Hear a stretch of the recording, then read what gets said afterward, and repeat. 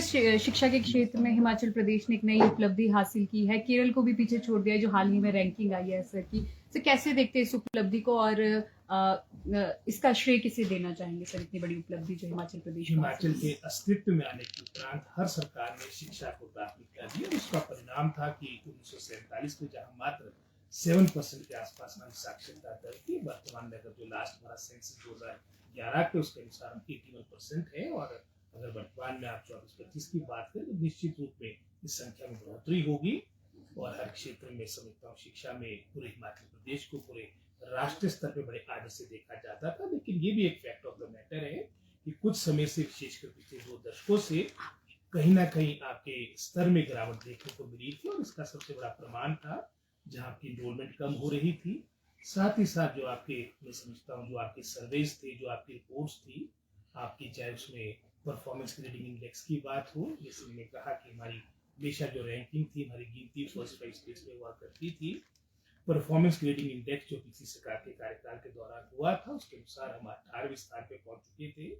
इसी तरह से नेशनल असेसमेंट सर्वे जो 2021 में हुआ था, उसके अनुसार हम 21वें स्थान पे पहुंच चुके थे, जहां एक समय में हम टॉप 3 या टॉप 5 स्टेट्स में हुआ करते थे। असर की रिपोर्ट जो 2022 में सर्वे हुआ था, उसके अनुसार जो जनवरी 2023 में जिसकी रिपोर्ट आती है 2 वर्ष के बाद, उसके अनुसार भी मैं समझता हूँ जो 8वीं का बच्चा था वो सेकंड थर्ड का पाठ्यक्रम आपका सब्जेक्ट पढ़ने में असमर्थ था। तो ये सारी बातें चिंताजनक थी। 2022 के अंत में जब हमारी सरकार बनी, माननीय मुख्यमंत्री की प्राथमिकता थी कि हमने क्वालिटी एजुकेशन की तरफ अपना पूरा फोकस करना है, प्राथमिकता देनी है। और जहां हमारे को एक चरमराई हुई वित्तीय स्थिति मिली थी और वही स्थिति हमारे को शिक्षा प्रणाली की मिली थी, तो निश्चित रूप में बहुत से कदम, चाहे वो छोटे कदम थे, हमारे विभाग ने उठाया। हजारों की संख्या में जो आपके पद रिक्त थे उनको भरने की कवायद प्रारंभ की गई। जो पिछली सरकार के कार्यकाल के दौरान लगभग कोई 350 के आसपास आपके विदाउट टीचर स्कूल थे, जहां पर एक भी टीचर नहीं था, उसमें कमी आई है। वर्तमान में मात्र कोई 100 के आसपास ऐसे स्कूल रह चुके हैं और हमारा पूरा प्रयास रहेगा कि 31 मार्च से पहले ये स्कूल भी हमारे खत्म हो जाए, सब जगह टीचर उपलब्ध हो, क्योंकि बीच में आपके पद रिक्त होते रहते हैं, इस कारण से ये संख्या बढ़ी है। हालांकि पिछले वर्ष एक समय था जब हमने लगभग विदाउट टीचर स्कूल में सब जगह अपना स्टाफ उपलब्ध करवा दिया था। इसी तरह से आपकी सिंगल टीचर स्कूल की संख्या भी लगभग कोई 3600 के आसपास थी, ये भी आज घटकर 2400 के आसपास रह चुकी है। और इन 2400 स्कूलों में भी 70% स्कूल ऐसे हैं जहां पर संख्या इनरोलमेंट 20 से कम है। तो हमारी प्राथमिकता उन स्कूलों की रहेगी जहां पर इनरोलमेंट आपकी 20 से अधिक है, हम दूसरा टीचर उपलब्ध करवाने का शीघ्र अतिशीघ्र प्रयास करेंगे। 15,000 पोस्टों की हमने सैंक्शन ली। आपकी इंग्लिश को अपना क्लास 1 से प्रारंभ करना, ये भी हमारी सरकार की सोच थी, क्योंकि वर्तमान में मीन्स ऑफ कम्युनिकेशन का एक महत्वपूर्ण साधन अंग्रेजी बन चुका है। और ये भी कारण था कि हमारे बहुत से जो हमारे बच्चे थे वो आपके गैर सरकारी प्राइवेट स्कूल में जा रहे थे।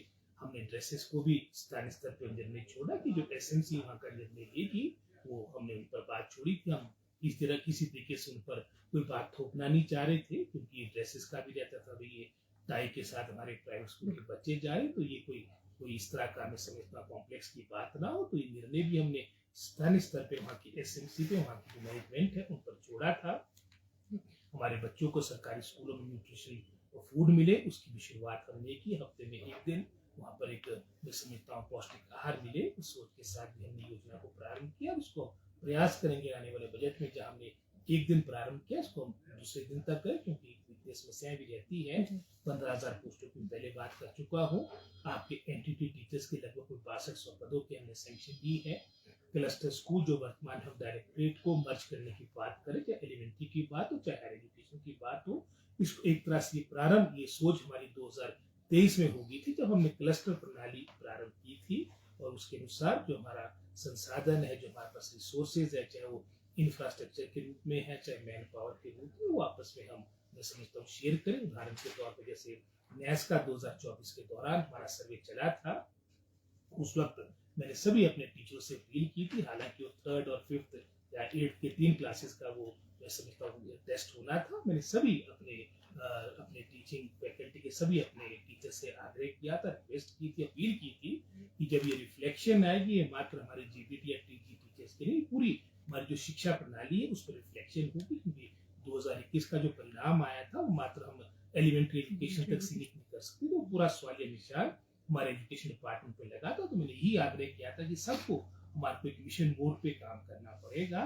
और असर की रिपोर्ट आई है, क्योंकि असर में मैं समझता हूँ विशेषकर कोविड के बाद काफी मैं समझता हूँ हमारा स्तर गिरा था। तो इसमें जो वर्तमान में जो हमारी लर्निंग लेवल है, रीडिंग लेवल है, उसमें अग्रणी स्थान प्राप्त करना पूरे भारतवर्ष में और विशेषकर केरला जैसे प्रदेश से भी आगे आना, ये बहुत बड़ी बात। और इसका श्रेय, जैसे आपने पूछा, इसका श्रेय पूरे विभाग को जाता है। हमारे सचिव शिक्षा से लेके हमारे जो जिनके टीचर है, नॉन टीचिंग स्टाफ, सब ने एक मैं समझता हूँ सामूहिक रूप से प्रयास किया, लेकिन हमेशा बेहतर करने की गुंजाइश रहती है। हमारा पूरा प्रयास रहेगा कि हमारे सरकारी स्कूल पूरे भारतवर्ष में, हिमाचल प्रदेश में जैसे बड़े आदर के साथ पहले भी हमारी शिक्षा प्रणाली को गिना जाता था, आने वाले समय में हमारा इसी तरह से हमारा पुनः वो स्थान हम बहाल करें, इसके लिए प्रयास निरंतर करते रहेंगे। जिससे केंद्रीय बजट भी आने वाला है, कैसे देखते हैं सर हिमाचल प्रदेश को? कितनी उम्मीदें आपको लगता है कि इस बजट से है हिमाचल प्रदेश को? आशा रखते हैं कि वर्तमान में तो जब से हमारी सरकार बनी है, कहीं ना कहीं आपकी भाजपा की, हमारी चाहे नेताओं की बात हो, विशेषकर जैसे आपदा के दौरान बड़ा नुकसान प्रदेश का हुआ, लेकिन ये भी दुख का विषय है कि आज तक हमारा जो पीडीएनए था, पोस्ट डिजास्टर नीड असेसमेंट के अनुसार लगभग कोई 9,000 करोड़ के आसपास के जो हमारे प्रावधान थे, आज तक केंद्र में लंबित पड़े हैं। बहुत से मामले जो हमारे केंद्र से जुड़े हैं, वहाँ कहीं ना कहीं मैं समझता हूँ उसमें जो एक हमारे को सहयोग मिलना चाहिए, इसका अभाव देखने को मिल रहा है। लेकिन हम आशा रखते हैं, एक संघीय ढांचा है, सारे सांसद हमारे भाजपा के यहाँ से चुन के गए हैं, और मोदी जी इस बात को अक्सर कहते हैं कि उनका एक संबंध हिमाचल प्रदेश के साथ रहा है। जगत प्रकाश नड्डा जी, वो भी हमारे राष्ट्रीय अध्यक्ष भारतीय जनता पार्टी के हैं, उनका संबंध भी हमारे प्रदेश से। हम आशा रखते हैं कि जो 2 वर्ष में हमारी क्षति हुई है प्रदेश की, उसकी पूर्ति इस बजट के माध्यम से होगी, ये हम आशा रखते हैं। जिससे कल एक महत्वपूर्ण मीटिंग विभाग की हुई थी, क्या महत्वपूर्ण निर्णय लिए गए और शिक्षा के क्षेत्र में कितना बदलाव आने वाले समय में देखने को मिलेगा? कल की बैठक में काफी मामले मसले जो हमारे शिक्षा विभाग के, आप जानते हैं सबसे बड़ा विभाग है, 50 से 55% जो टोटल एम्प्लॉयज आपके हिमाचल सरकार में हमारे विभाग में है। हमारे आने वाली पीढ़ी, आने वाली जनरेशन भविष्य के साथ जुड़ा हुआ विभाग है। इसमें हमने अपने जो सुधार के कार्य हमने 2 वर्षों से प्रारंभ किए थे, बहुत से कठोर फैसले भी किए थे, और उसमें जैसे मर्जर ऑफ स्कूल की बात थी, और उसमें भी कुछ, हालांकि हमारे भारतीय जनता पार्टी के बहुत से विधायकों ने इसमें समर्थन भी किसी न किसी रूप से दिया था, लेकिन कहीं ना कहीं विपक्ष की बातें भी उठती रही, विरोध की बातें भी उठती रही। हालांकि ये पूरे भारतवर्ष में हो रहा है। पीछे आपका फाइनेंस कमीशन शिमला आया था, नीति आयोग हो, चाहे केंद्र सरकार की बातें हो, सचिव शिक्षा की बात हो, सभी आज मर्जर ऑफ स्कूल को तरजीह दे रहे हैं। और लगभग कोई इन 10 वर्षों में लगभग कोई 76,000 स्कूल आपके मर्ज किए गए, इसमें से सर्वाधिक आपके 26,000 स्कूल यूपी मर्ज किए गए। हमारी तरह जो पहाड़ी क्षेत्र उत्तराखंड है, या फिर आपके जम्मू कश्मीर की बात हो, वहाँ पर भी हजारों की संख्या में स्कूल मर्ज हुए। और बात भी थी कि जब बच्चे नहीं होंगे तो उन स्कूलों का कोई अर्थ नहीं है। जैसे उदाहरण के तौर पे हमने 1094 जो आपके स्कूल मर्ज किए, इसमें 675 ऐसे आपके स्कूल थे जहाँ पर जीरो इनरोलमेंट थी, जहाँ पर एक बच्चा नहीं था। तो आने वाले समय में चाहे आपने डायरेक्टरेट की कंसोलिडेशन की बात हो, चाहे और मर्जर्स की बात हो, स्कूल्स की बात हो, कॉलेजेस की बात हो, ट्रांसफर पॉलिसी की बात हो, अब एक बहुत बड़ा निर्णय जो हमने सरकार ने लिया, जिसके लिए कहीं ना कहीं सभी सरकारें पीछे हट जाती थी। हमने ये भी एक निर्णय लिया था कि शैक्षिक सत्र के दौरान जब आपका एकेडमिक सेशन चला हो, कोई ट्रांसफर नहीं हो। तो ये निर्णय बड़ा कठिन फैसला था। उसके लिए मैं सीएम साहब का, समस्त अपने कैबिनेट पुलिस का, अपने सभी सीएलपी सदस्यों का, जिन्होंने उसमें सहयोग दिया, उसका परिणाम था उसको हम लागू कर पाए, और उसके परिणाम आज देखने को मिल रहे हैं। असर भी प्रारंभ है, और नेशनल असेसमेंट सर्वे का भी हमें आशा है, हमारे समस्त शिक्षा विभाग को आशा है कि जब उसका परिणाम आएगा तो निश्चित रूप में वो बेहतरी की ओर होगा। जी सर, बहुत बहुत धन्यवाद। वहीं पर जो है हिमाचल के 600 स्कूल है जहाँ पर व्यवसाय कोर्स की शुरुआत की गई है, और वहाँ पर जो वोकेशनल टीचर्स है उनकी किस तरह की नियुक्तियाँ वहाँ पर हुई है, कितनी नियुक्तियाँ, और साथ ही में जो सब कमेटी, जो वोकेशनल सब कमेटी बनाई गई है, उसके बारे में हमें तो अब ये प्रक्रिया चलेगी, तो उसमें